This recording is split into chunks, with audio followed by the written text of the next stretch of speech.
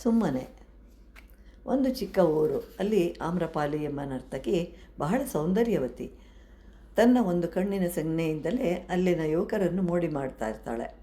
ಅವಳ ಸೌಂದರ್ಯಕ್ಕೆ ಮಾರು ಹೋಗದಿರುವವರು ಯಾರೂ ಇರಲಿಲ್ಲ. ಇದರಿಂದ ಅನೇಕರ ಜೀವನ ನಾಶ ಆಗತ್ತೆ. ಒಂದು ದಿನ ಆ ಊರಿಗೆ ಬುದ್ಧ ಭಗವಾನರು ಬರ್ತಾರೆ. ಯಾರೇ ಆಗಲಿ ಒಂದಲ್ಲ ಒಂದು ದಿನ ಅವರಿಗೆ ತಿಳಿಯುತ್ತದೆ ತಾನು ಮಾಡಿದ ತಪ್ಪು ಎಂತಹುದು ಅಂತ. ಅದನ್ನು ಅರಿತ ನಂತರ ತನ್ನ ತಪ್ಪಿಗೆ ಶಿಕ್ಷೆಯನ್ನು ಅನುಭವಿಸಬೇಕು ಅಂಥೇಳಿ ಬುದ್ಧನ ಬಳಿಗೆ ಬರ್ತಾಳೆ. ಅವಳಿಗೆ ತನ್ನದು ದೊಡ್ಡ ತಪ್ಪು ಎಂದು ತಿಳಿದಿತ್ತು. ಆದ್ದರಿಂದ ಬುದ್ಧನಿಗೆ ನಮಸ್ಕಾರ ಮಾಡಿದಳು.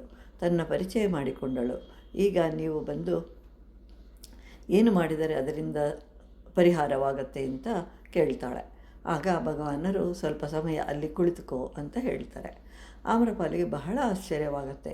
ಮತ್ತೆ ಕೇಳ್ತಾಳೆ, ನಾನು ಬಹಳ ದೊಡ್ಡ ತಪ್ಪನ್ನು ಮಾಡಿರುವೆನೋ, ನಾನು ಅದಕ್ಕೆ ಪ್ರಾಯಶ್ಚಿತ್ತ ಮಾಡಿಕೊಳ್ಬೇಕು, ಅದಕ್ಕೆ ನಾನು ಏನು ಮಾಡಬೇಕು ಅಂತ ತಿಳಿಸಿ, ಸುಮ್ಮನೆ ಕುಳಿತರೆ ಹೇಗೆ ಅಂತ ಕೇಳ್ತಾಳೆ.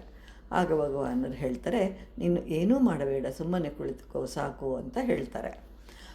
ಒಂದು ಹಳ್ಳ ಇರುತ್ತೆ. ಮಳೆ ಬಂದಿದ್ದರಿಂದ ನೀರೆಲ್ಲವೂ ಗಲೀಜಾಗಿರುತ್ತೆ.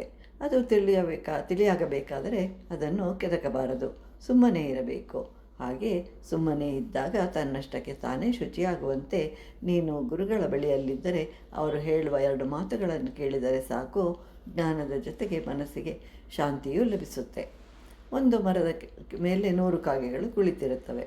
ಅಲ್ಲಿ ಕುಳಿತಿರುವ 100 ಕಾಗೆಗಳನ್ನು ಓಡಿಸಬೇಕಾದರೆ ಒಂದು ಕಲ್ಲನ್ನು ಎಸೆದರೆ ಸಾಕು, ಎಲ್ಲ 100 ಕಾಗೆಗಳು ಹಾರಿ ಹೋಗುತ್ತವೆ. ಹಾಗೆಯೇ ನಮ್ಮ ತಲೆಯಲ್ಲಿರುವ 100 ಚಿಂತೆ ಎಂಬ ಕಾಗೆಗಳು ಗುರುಗಳು ಹೇಳಿದ 1-2 ಮಾತುಗಳನ್ನು ಕೇಳಿದರೆ ಸಾಕು, 100 ಚಿಂತೆಗಳೆಂಬ ಕಾಗೆಗಳೆಲ್ಲವೂ ಹಾರಿ ಹೋಗುತ್ತೆ.